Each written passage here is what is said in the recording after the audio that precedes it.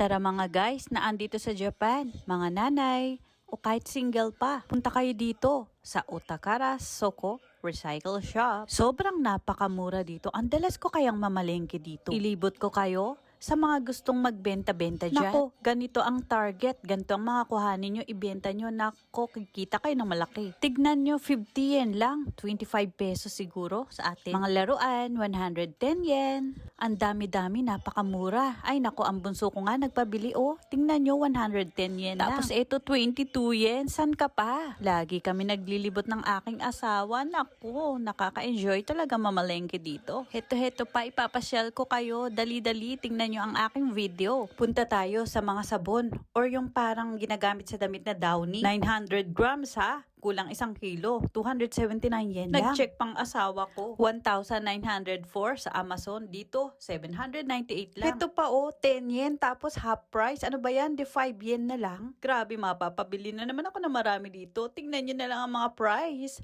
Pati ang toothbrush, 39 yen. Oh, big sale, 84%. Shampoo and conditioner. Nakakaloka. Kaya nga ang dalas-dalas kong mamili dito. Pati mga snacks. May mga somen. 399, 5 pieces na. Grabe, nakakaloka. Meron bang collagen? 440 yen. O sunglass, 49 yen lang. Saan ka pa? Sobrang nakaka-enjoy. Sana mamili rin kayo dito. Uwi na kami. Bye-bye.